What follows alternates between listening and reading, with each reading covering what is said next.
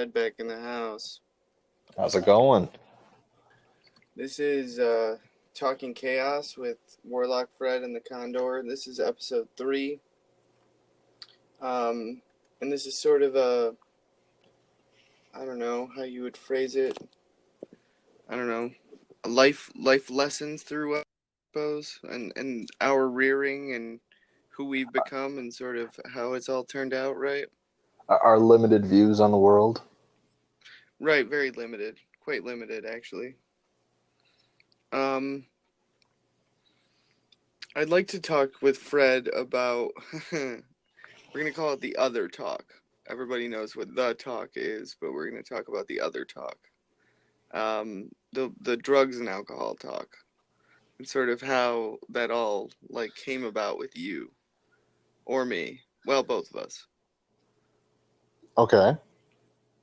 How did your guardians handle dealing Guard. with that with you?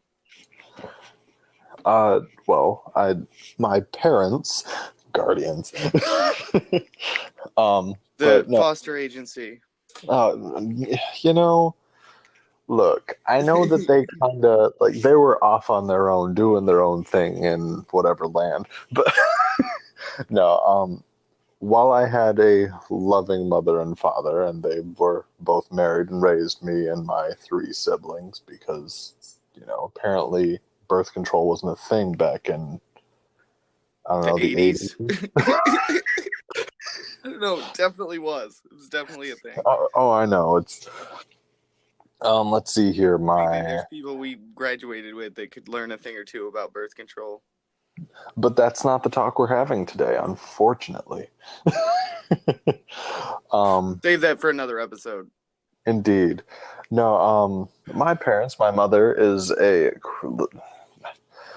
best way to describe it is backwoodsy Christian, mostly because, I grew up in rural Midwest. When I say rural, I mean it took us 15 minutes to get to a town of 30,000 people.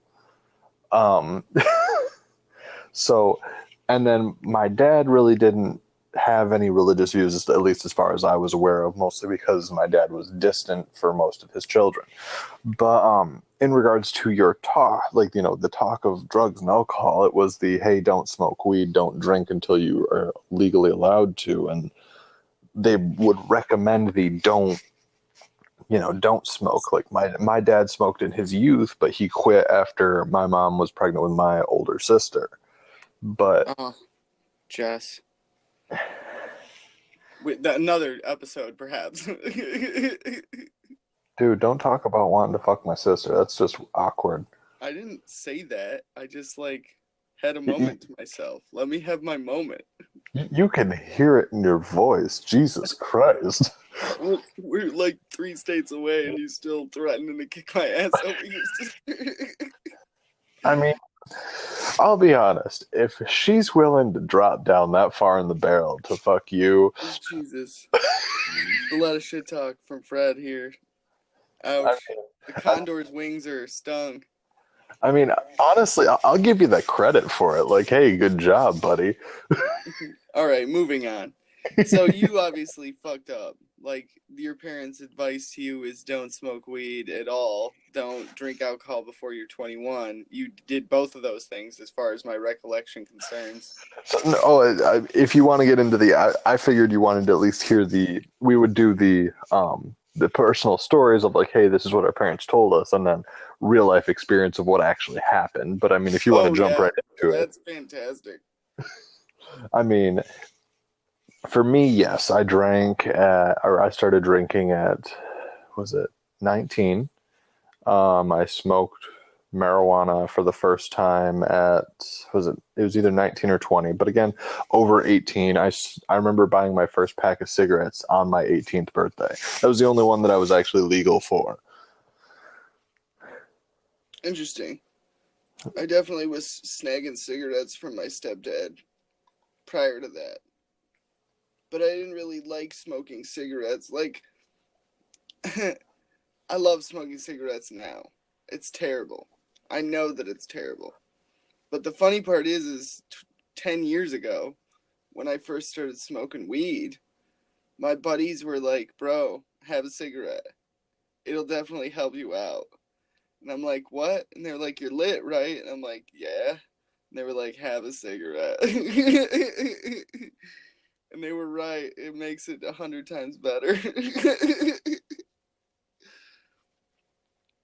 It's the worst kind of thing. But I don't know. My parents were a little different, I suppose. Um, my mom, like, I don't know. We had a lot of marijuana smokers in my family. Um, Fred, can you hear me? Yes, I believe so. For some reason, it dropped out for half a second there. Okay. Well, I just taken over the conversation for a half a second. But like we lived with a close family member who smoked weed basically every day, all day long. And so we had to be sat down at like 13 and say, this is what this person does. No, it's not okay, but we love them. So, like, just don't tell your friends, which is the worst thing to tell a 13-year-old. Because Here's all immediately this they go and tell information that all of you their weren't friends. prepared for. Don't tell anyone. Right. I think I told So, you. I told a bunch of other people, like, immediately. I was like, was it, hey, guess what? wasn't it Gramp smokes weed? As he takes a hit of his bowl. Yeah, bro. Then again, you are in a state where it is currently legal. Yeah, I'm not breaking the law anymore. I was for a while there, but gotta take up the family throne, so to speak, the family pipe. But no, yeah, it was weird. And then, like, I don't know, 14, 15, 16, something like that, they sat us down and straight up said, you are not to do this until you are 18 or have graduated, whichever happens last. And we So would, basically, the hey, either your how to get your or the either your diploma or your GED, whichever happens first. But that's when this is happening. no, last, bro. If you got your high school diploma and you didn't turn 18 for like 2 months, you couldn't get lit. Well, that's depressing. I don't know. It was all right. I ended up not smoking weed. Like, I was adamantly straight edge when we were in high school. That's true, and I was gonna say, as I say now, the that's depressing. Granted, I didn't smoke weed until I was like what 19, 20. So really, who am I fucking say? Yeah, I was 18 and my dad got me lit for the first time. My like birth father, my biological father. Hmm. Just a testament to what a stand-up guy he is. I But mean, we all have winners in the family. yeah, for sure. For sure.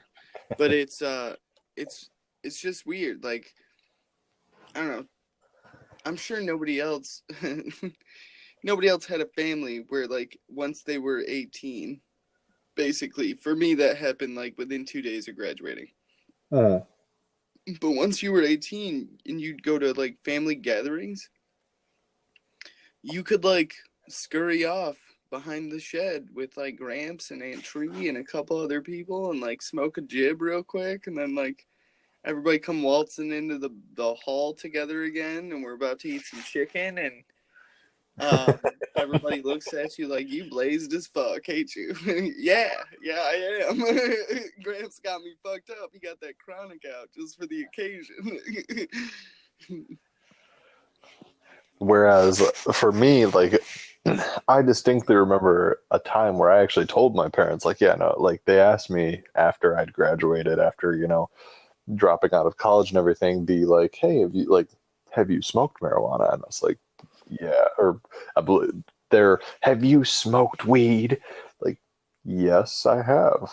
Thank you for noticing. Maybe is it something different about me? I don't see. I remember distinctly the first time I was in front of my mother and she knew I was high. There was a moment.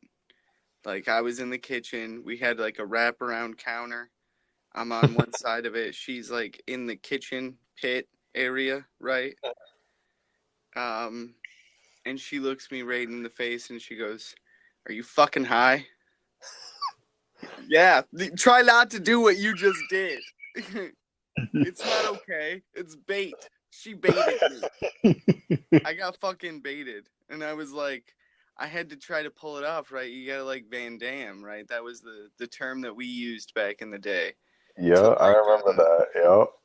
you like go out to the shed, you get lit, you come back in, and you got a Van Damme. Yeah.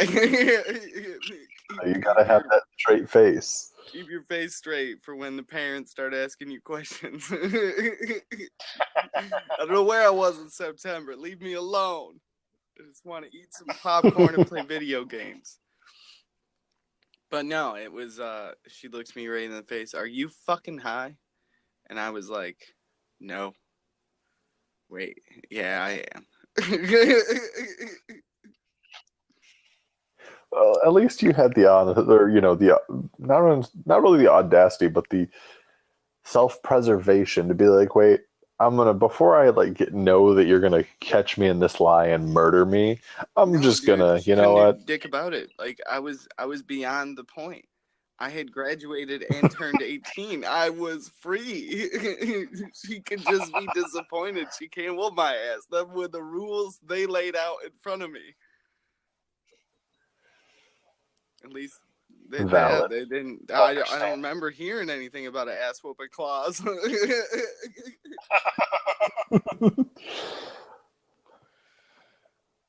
That's for my parents. It was no. I remember like after I turned 18, it was the don't smoke weed in my house and don't get a tattoo while you live under my roof. I did Yeah, both I those definitely did things. both those things in your house. No, I didn't. Say, have you actually wait, you've been to To be my honest with you've been you, to my parents' house. Fred, we should not bring up the last time that I was at your house.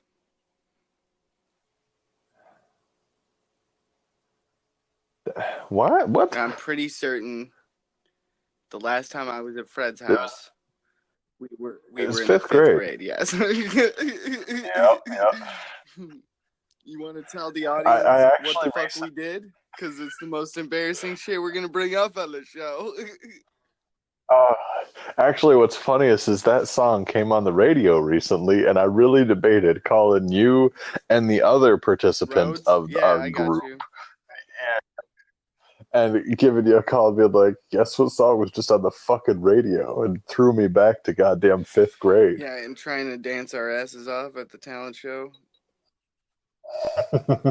Where unfortunately there was no fucking reward now that I think about it. Like, what was there? Bragging rights for I winning? know that there were disappointment medals handed out, but I've Oh, been fuck yeah. wearing one ever since. It's astonishing to think that I had this sort of gall to be like, yeah, I'm in fifth grade. I'm gonna sing in sync on a stage with two other people, and one of them isn't a dude. That's right. We're not playing by the rules. I mean, to be Rhodes was fair, breaking gender identity in the fifth grade. Oh, that's the shit. Oh my god, she'd get a kick out of that. Oh man, we were pioneers. without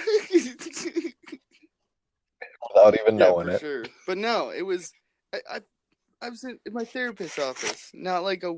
I shouldn't. You know what? Yeah, I see a therapist. Who? What? Don't, I mean, more people should. What 30 to 40-year-old male doesn't really or shouldn't?